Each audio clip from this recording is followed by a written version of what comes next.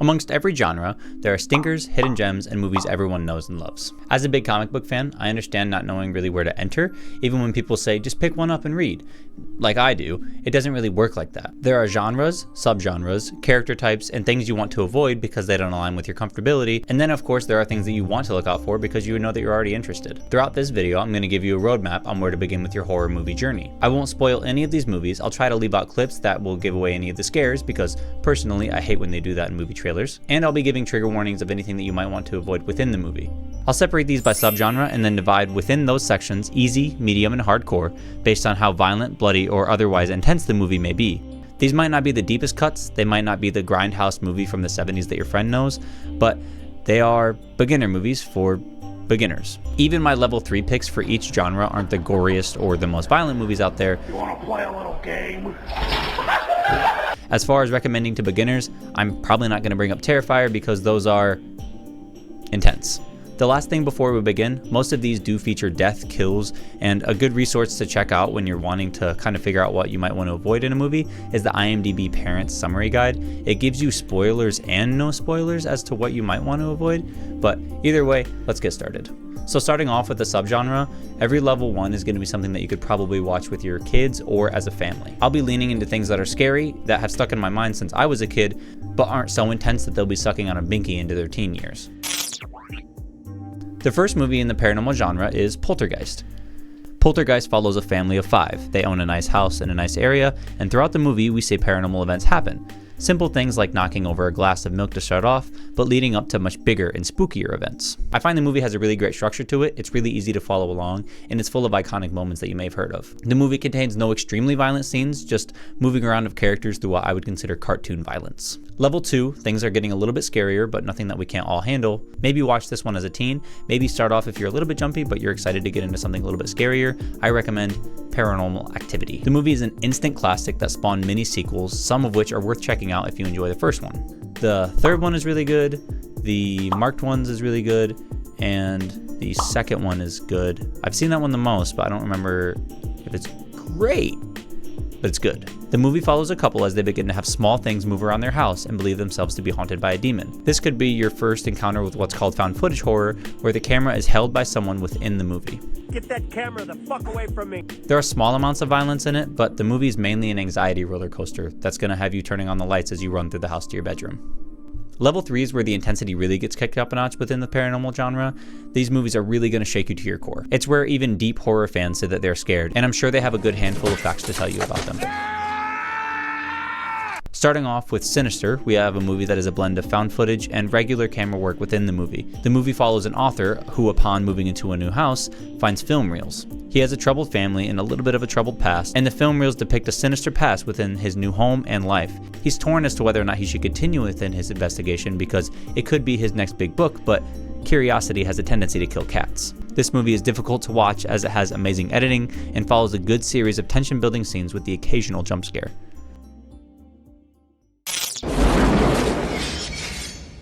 Now, the next subgenre that we're going to attack is slashers. The slasher subgenre is probably the most popular of horror, ignoring the Conjuring movies, which are inexplicably popular. This is where pop culture icons like Freddy, Michael, and Jason are born, as well as movies that are well regarded outside of the horror community, like Psycho or Silence of the Lambs. Starting you off in the slasher subgenre is simple yet complicated.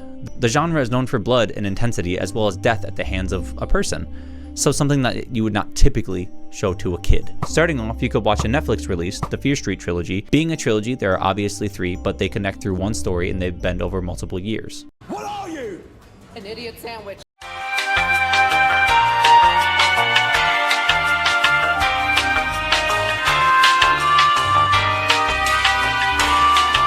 If you're an adult, there's mystery and intrigue, and if you're already a fan that's showing your kids these movies, you might find a couple references or tropes that you already know within the genre.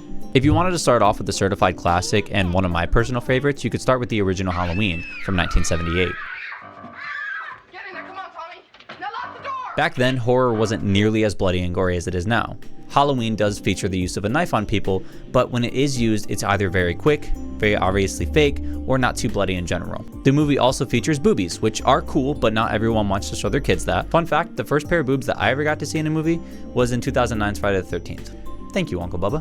Halloween is about a girl and her friends who, while babysitting on Halloween night, are stalked and killed by a masked maniac. You may have heard of him, Michael Myers. The movie started, or at least popularized, a lot of what you will see in the genre going forward, and if you really allow yourself to get immersed within it, it's really creepy and gives those Halloween vibes in a perfect way. Next up in the genre, we're going to introduce another horror icon, Freddy Krueger.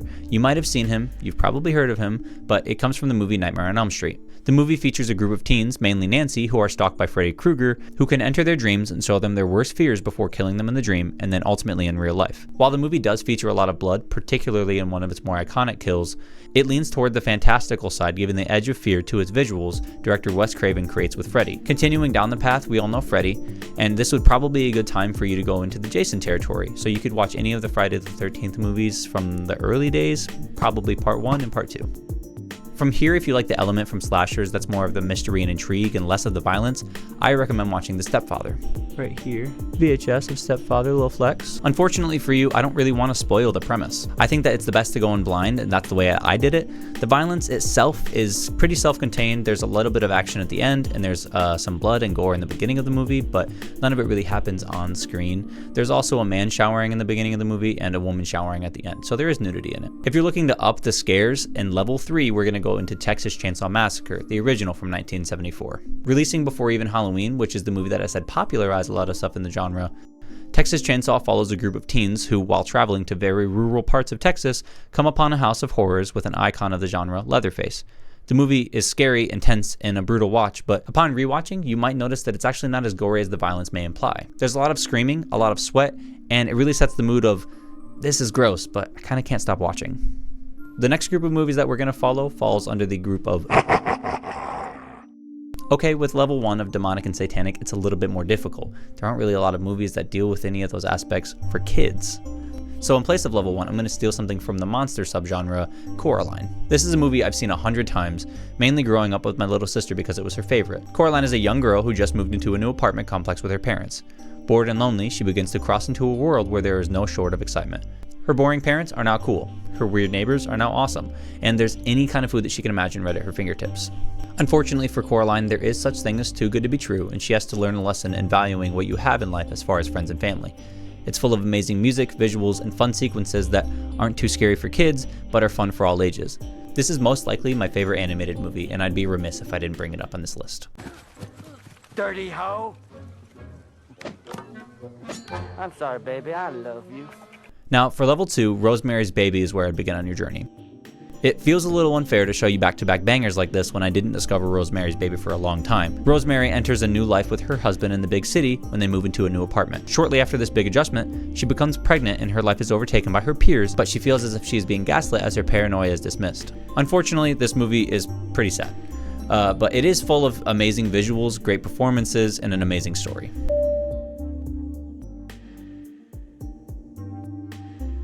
There is, however, something in the movie early on that I want to give an SA warning for, and also a little bit of a spoiler. The spoiler itself doesn't reveal anything with the mystery of the movie, just a little bit of the setup. The scene shows the devil force himself upon Rosemary. The scene is rather quickly cut together, so it isn't too intense, but it also isn't implied. I personally don't like any scenes of sexual assault, but I'm glad I continued watching because the movie is that good. But to each their own. Also, apparently the guy who made this is a piece of garbage. If you don't want to support him, I completely understand. If you can find a way to watch it without supporting him, that's your choice, and I understand that too. If you wanted a level 2 stinger without any massive triggers in it, I can also recommend the Blair Witch Project. Blair Witch follows a group of 3 documentarians who go into a small town and ultimately the woods nearby to investigate the so-called Blair Witch who is allegedly responsible for manipulating people into carrying out bad deeds. Within the movie, you're disoriented, confused, and wonder if the characters will ever get out of this, and if they do, will they ever be the same again? The movie was a massive success at the time and has really interesting trivia to deep dive into if you're into that after we watch it. Moving on to level 3, Hellraiser will be the last movie in the category, but it is not the least. Following the death of his brother Frank, Larry and his wife Julia move into Frank's home. Through the handling of a mysterious object, Frank is seemingly brought back to life, but now without a price that Julia might have to pay for. We are treated to the legendary and visually striking Pinhead, one of the greatest final girls of all time, and a gross, harrowing story about what one might do for love. Sexual acts are abundant in this movie, as well as gore and monster effects. Speaking of monster effects,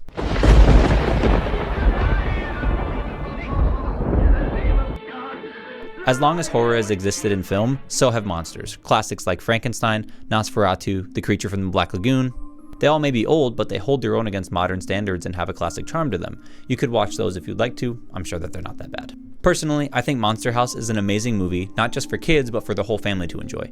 Straight out of Fall Time Weather, we meet up with DJ and his friend Chowder, joined by Jenny, who go against the neighborhood cranky old man, Mr. Nevercracker. This fly is driving me insane. You missed! His mystery is only brought further into light by the house he occupies, where people swear they think it's alive. Neighborhood kids go missing and events seem to surround it. It has great sequences of intensity and action, as well as lessons to be learned about having preconceived notions about people in your lives and the compassion that can be learned through connectivity. If you wanted something a tad more grown up, you could also visit another certified classic, the original Night of the Living Dead. Dropped right into the beginning of a zombie apocalypse, Barbara is forced into a farmhouse with a group of strangers who fight to survive and figure out where to go from here. While it does have a sequence of zombies eating flesh, it's in black and white, it's rather tame, and if it helps, this is just ham that somebody had on set that day. The movie itself holds a lot of symbolism that is fun to deep dive into, but also just gives great character writing and interaction. Another reason to specifically show this to your kids is the exposure they could have to a black protagonist. I'm not sure if you've noticed so far in the list, but most, if not all, characters in it so far are white, and white people aren't the only race on planet Earth. The exposure it gives to a black actor in the time, while not being a central plot point, was groundbreaking and will hopefully normalize the exposure to literally anything other than a white lady in this genre. Also, shout out to Ernest Scared Stupid. It's a movie that has Ernest against trolls, if you know who Ernest is. It's great, I loved it as a kid and it scared me, but it's also hilarious. Now, I know some of you are probably asking for a modern movie, so moving into level 2, I recommend Nope by Jordan Peele. This is a highly mysterious, action-filled, freaky-ass monster movie. OJ and Emerald are a brother and sister duo raised in the movie and horse ranching industry. Following mysterious events and a struggling ability to stay within their industry, Emerald convinces OJ to look into the mysterious events as she believes an alien to be the cause. I don't want to go any further than that. The movie does have some horrific scenes that haven't left my head, hilarity, and amazing performances. The other movie around this same realm is 1979's, back to old movies, Alien. You've no doubt seen this movie's titular alien, but the set design and immersive world building that's within it is well worth the price of admission. A group of essentially space truckers, delivery turns into more than they bargained for when their cargo starts to fight against them like a caged animal. The movie's fantastic, gory, and a really great example of when practical effects are used properly, they're pretty much timeless.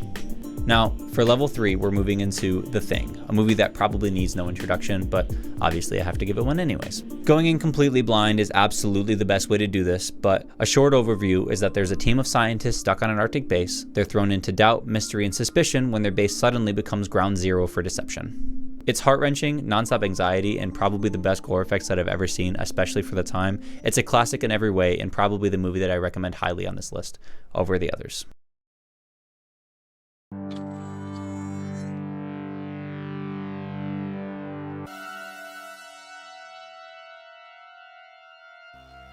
Now for this last section, it might be movies that you've heard other people talking about within the modern day and you want to join in on the conversation. 2016's Get Out was a movie that took over the world and popularized this idea of prestigious horror, for better or for worse. It was an instant classic when it came out and absolutely would be inserted into a level 2. It's talked about highly now and will be talked about decades from now. It's a great representation of the time it came out. It's more of a thriller than a horror movie, but it's a great starting point, especially if you're interested in the messaging films can have. But even if you aren't, it's great just on the surface level. Cabin in the Woods is a movie that was released within the mid-2010s. It's bloody, action, it's a romp. It's something that pretty much anybody can get into if you're into a more fun movie, but it's definitely a level 3. It has a lot of blood and gore. This one I recommend watching after you've gotten to the genre a bit deeper to understand some of the tropes it's poking fun at, but either way, it's a good time. It'll be fun. The Conjuring is a movie that could be a 2 or a 3. It's not really violent or bloody, but it is a little bit intense and scary. It was a huge part, if not the direct cause, of a new wave of paranormal and jump scare horror, as well as Insidious, and while I personally don't like it all that much, for a lot of people, it's in their greatest of all time list, and there's no denying the amount of money and light that is brought into the genre. Now, if you're already a fan of the genre, you might have noticed that there's a movie in here that's pretty gigantic that I haven't brought up. Scream is a movie that I really wouldn't recommend for a beginner. I had a friend who recently got into horror and I made him wait to watch Scream, even though it's something that he was really excited to watch, as it's something that everyone is really aware of and has a really big visual impact. The repercussions that this movie had on the genre and in cinema in general are insane, and it's difficult to overstate them. But the history of film that builds up to this movie and your understanding of it really helps the enjoyment. If you want to watch it, go ahead. It's absolutely amazing and you'll have an amazing time, but if you really want to get the full experience, go watch some of the classics that I recommended first. The horror genre is rich with history, subtext, and is used as a voice for the voiceless on a lot of people's accounts. Through horror, you can ride a roller coaster of terror from the safety of your couch, bed, or the lap of your partner if it's scary enough. I hope this video helps you dip your toes into my favorite aspect of film, and if it does, or if you think that it could benefit somebody else, make sure to give it a like, share it around. Otherwise, thank you for watching.